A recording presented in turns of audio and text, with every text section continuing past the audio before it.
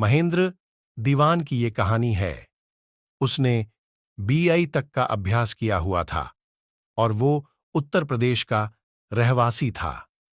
स्वभाव में मिलनसार होने के कारण मैं बहुत ही जल्द दोस्त बना लेता हूं।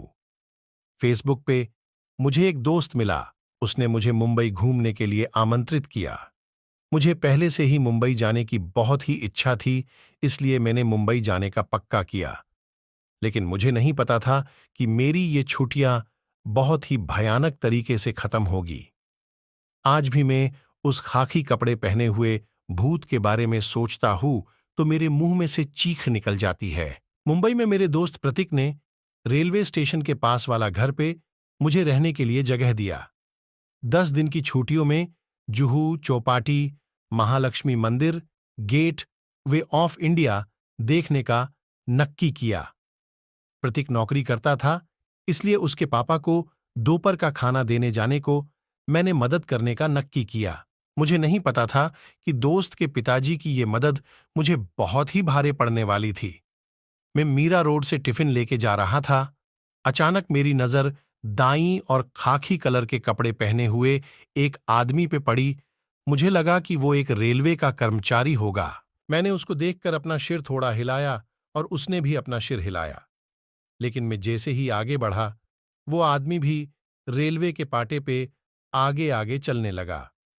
अब मुझे डर के कारण पसीना होने लगा। कन्यू की मुझे लगा कि वो मानसिक रूप से अस्वस्थ है या फिर वो मुझे मर के लूट लेना चाहता है। मैंने अपनी चलने की स्पीड बढ़ाई तो उस आदमी ने भी मेरे साथ दौड़ने लगा।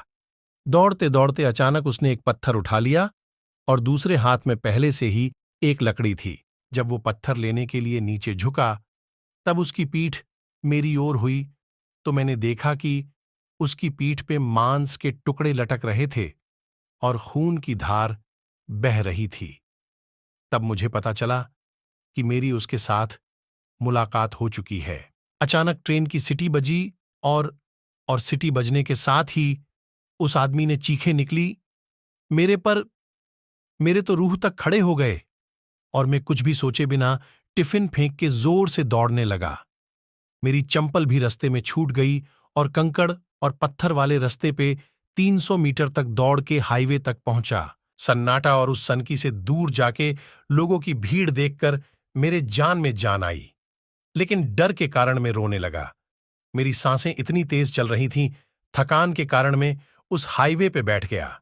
मुझे रोता हुआ देखकर लोग इकट्ठे हो गए। किसी ने मेरी जेब से फोन निकलकर मेरे दोस्त से बात किया। मेरा दोस्त टैक्सी में बिठा के उसके घर ले गया। प्रतीक के पिताजी ने मुझे उस रेलवे ट्रैक के पास भटकता हरिया नाम के भूत की दुर्घटना वाली बात बताई। उन्होंने बताया कि हरिया एक रेलवे कर्मचारी था। हरिया का काम ट्रेन के पाटे रिपेयर करने का था और जानवरों को रेलवे के पाटे से दूर रखने का था। हरिया खुद का काम पूरा लगन और मेहनत से करता था। एक दिन एक जानवर का पैर रेलवे के पाटे में फंस गया था।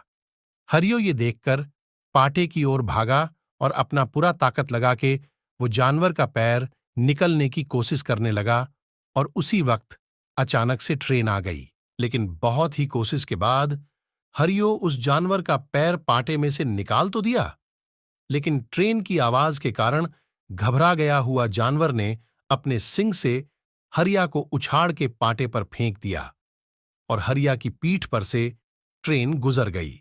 शायद यही कारण से हरिया ट्रेन के पाटे से गुजर रहे हरेक व्यक्ति को ट्रैक से दूर भगा रहा है और बहुत बाद दोपहर में जानवर उस जगह पे जाके जोर जोर से चीख रहे हैं। शायद उनको भी डरा के हरियो रेलवे पाटे से दूर भगाना चाहता है ताकि किसी के साथ उसके जैसी दुर्घटना ना हो। 10 दिन की छुट्टियां 4 ही दिन में पूरी करके मैं ट्रेन के बदले बस से वापस अपने गांव चला गया। हरिया का भूत शायद अच्छे इरादे से लोगों को डरा रहा होगा, लेकिन उसको देखने का मेरा अनुभव मुझे आज भी डरा देता है। दोस्तों, आपको यह कहानी कैसी लगी प्लीज हमें कमेंट करके जरूर बताएं।